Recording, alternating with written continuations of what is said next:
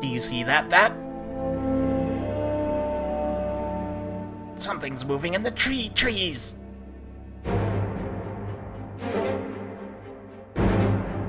Those aren't trees, mortars!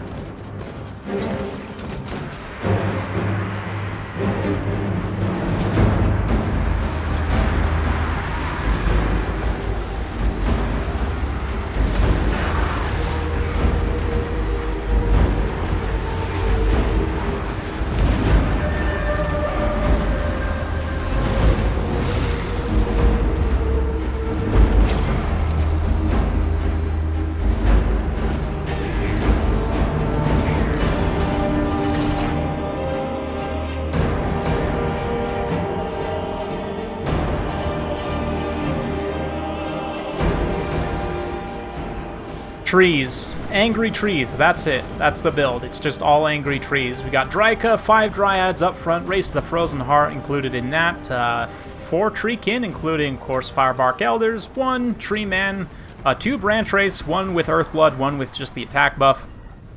And you can see the Avalanche Mortars from my opponent here, Red Wedding Planner, just destroying 1 unit, literally in-game chat or voice chat rather, while we were playing this. He said, I expected Dryads, but not all the trees. Something to that effect. Anyway, he's got some Slingers up front. Lord Skrolk leading the way. Warp Grinders, an Assassin, and a Chieftain, I believe, here. Nope, double Assassin. Along with some Clan Rats, and Council Guard in the back to hold things together. Some Wolf Rats with magic damage and poison damage, both. Magic damage in particular will be pretty good, considering they also have armor piercing against the trees. And Avalanche Mortars did some nice damage initially, but immediately the summoned Dryads from Dryka are just going to start tearing them apart. And did that one just blow up point blank? Is that an actual animation, or did they try and fire that? That was interesting. Anyway, Skrolk going to be summoning up some more rats here, as I throw down a Penumbral Pendulum that is going to pretty much only hit the Race of the Frozen Heart. I guess did some damage to Warp Grinders there as well, but Sisters of Thorn also come in, providing some nice support buffs and debuffs, but initially, things are looking a little rough. We've taken a lot of damage already on some of the Dryad units. Race of the Frozen Heart getting rounded off. But one nice thing is everything here does magic damage except the Sisters of Thorn. I mean, I said it was all trees. That's actually turned out to be a lie because I guess these are elves. They're riding like forest spirits, though, so just go with it. But anyway, magic damage. So, yeah, the assassins rely primarily on their magic, on their physical resistance to not get horribly killed. Skrolk also low armor. I thought he had physical resistance at one point, but in fact he does not. He'll just get beaten the crap out of by everything here. He does magic damage though, which against Dryka's physical resistance again would be pretty good.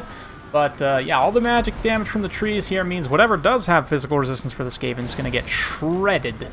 Absolutely shredded. Sisters of Thorn likewise will have to watch out. If the magic damage hounds get on them, that's a disaster. They have 40% physical resistance and are very squishy other than that. But against physical damage, they actually don't take a lot here. Kind of rear charging these Wolf Rats. They end up routing them, so they don't take too much damage in response. But you saw even a couple of attacks they did take there. Significant damage was done. But here in the center, Skrolk's continuing to hold with his Clan Rats. Got a bunch of Clan Rats coming back from route here. Skrolk himself is taking quite a bit of damage, but Dryka's also just getting pounded.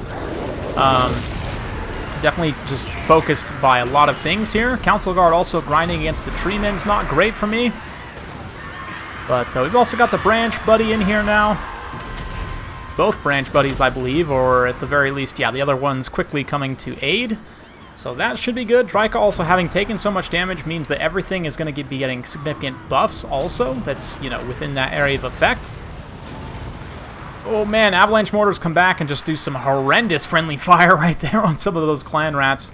But also doing some good damage on my units. The Sisters of Thorn in particular, I want to try and keep safe as long as I can. They're quite expensive, so we're going to run them in. I've got one more Shield of Thorns, I believe. Maybe I already used it, but things are looking a little grim in the center. That Discourage effect, the fact that Treeman's surrounded, he's not that much of a fan of.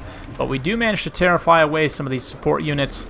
And a Council Guard obviously unbreakable, but they did drop their attack order, unfortunately, so Skrolk kind of gets canned right there. Not that the Guardian from them would have helped very much, but obviously the anti-large AP against the trees will be very good here. But you can see me just running with the Sisters from the magic damage Wolf Rats. Just going to continue to avoid that engagement as long as I can. Cycle around, get a little bit of poison javelin volleys in here.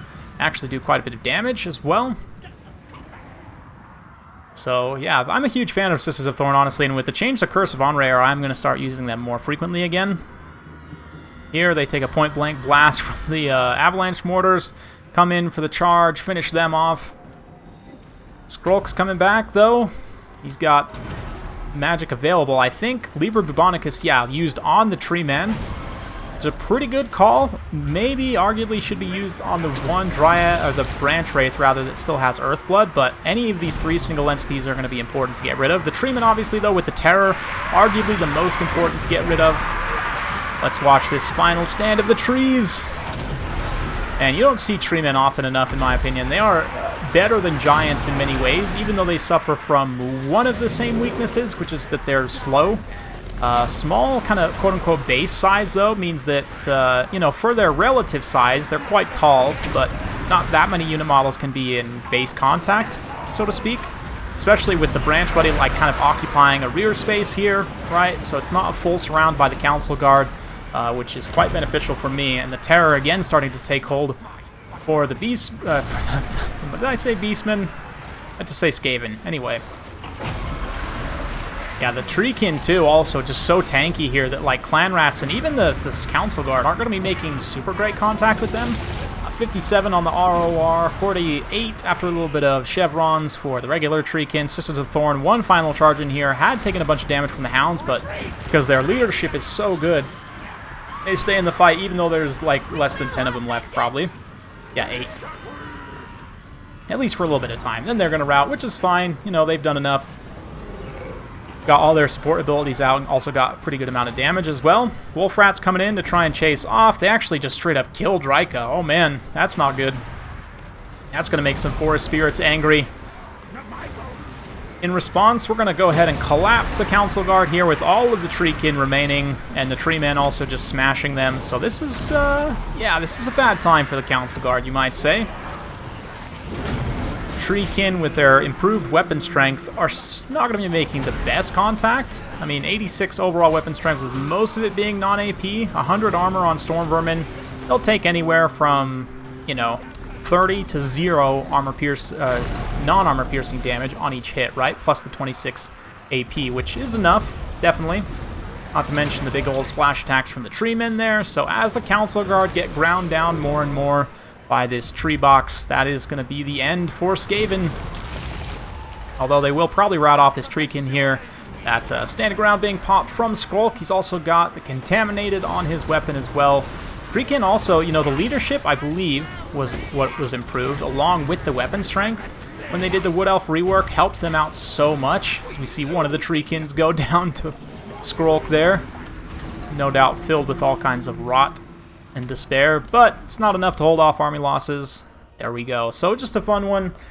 Not something you can expect to work every time, certainly. It's risky in many ways, but today, for what Red Wedding Planner had brought, this is, like he said, in his own words, he expected Dryads, but not this in particular. Like, he definitely expected more Archers, and you can see that with this volume of Wolf Rats, which some of them did pay for themselves, close to it at least. Most of them did not, though, because of the fact that everything in my army except the Sisters of Thorn causes fear at the very least, and then of course the Tree Man causes terror. But yeah, even Dryads, I believe, cause fear. We can check that in just a moment, but Treekins tanking a lot of damage, getting some decent kills, not dishing out too much value, but man, Sisters of Thorn, 1400 damage value.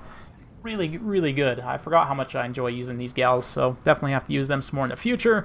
Dryads also, they end up tanking and just getting kind of canned here, but that's okay. Dryka also, same thing, following the way of her people. But both the Branch Wraiths managed to make it into the late game. And yeah, Tree Man also paying for himself is great. On the Skaven side, Skrulk getting some pretty good value. Both the Assassins also pay for themselves. Council Guard also pay for themselves. Avalanche Mortars get pretty close. Not quite what you would want. Like, literally 50 points shy. But, yeah, the Wolf Rats, we were kind of having this discussion. You know, without the tree units, the Wolf Rats, and against a more traditional, like, missile-based Wood Elf build, Wolf Rats are going to be very strong. But I do think you need to back them up with something a little bit heavier. Red Wedding Planner and I kind of discussing after the battle, I mentioned, and this is just my own opinion, I'm not much of a fan of bringing clan rats as a unit. And just to kind of demonstrate why, the video is not about clan rats specifically, but let's end with a quick comparison on them to men-at-arms, because I think that's the most comparable unit. So 325 for shielded men-at-arms, 350 extra 25 points for clan rats with shields. So what does that get you? First of all, not expendable. Men-at-arms with shields have expendable, but for whatever reason, clan rats do not. I always found that pretty odd. Obviously, Skaven slaves do have expendable, but I think clan rats probably should too. They have worse stats overall. I mean, even after you factor in the extra 8 melee defense from strength and numbers, they're still just going to be worse. I mean, +1 leadership, but less melee attack, less melee defense, same weapon strength and charge, but, you know, probably about the same speed, too, with strength and numbers active, less armor, and more HP, more unit models, which is nice. But given that, you know, once they start taking damage, which they will very quickly, and they lose that strength and numbers, the extra leadership goes down. They do get much faster, but they're just worse, and they're more expensive. And men-at-arms with shields are already not a great unit in most people's opinion. Like, 34 melee defense is not bad. Their leadership is pretty poor, though, and their damage output's not amazing. So they're just not cost-effective to bring as a unit, in my opinion, especially given that you summon them, or I should say the unshielded variant of clan rats. This is, again, just my own personal opinion. You guys feel free to discuss this in the comments below, but in multiplayer, the only clan rats I would recommend ever bringing are regular unshielded clan rats with spears, specifically because you want to protect something against light cavalry, or maybe some lower tier heavy cavalry, and that's pretty much it. Like, most of the time, in my opinion, you should be just going with more chaff-centric, kind of meat shield line, along with your backbone of whatever damage dealers or, you know, whatever you have to take your poison of whatever damage dealer unit you need for that situation. But just in general, I would say avoid using clan rats as a unit. They're not very cost effective. Anyway, hopefully you guys enjoyed. If you like this sort of content, be sure to like, subscribe, hit that bell notification button. Every time I upload a new video, you'll be notified. Thank you once again for watching, and we'll see you next time.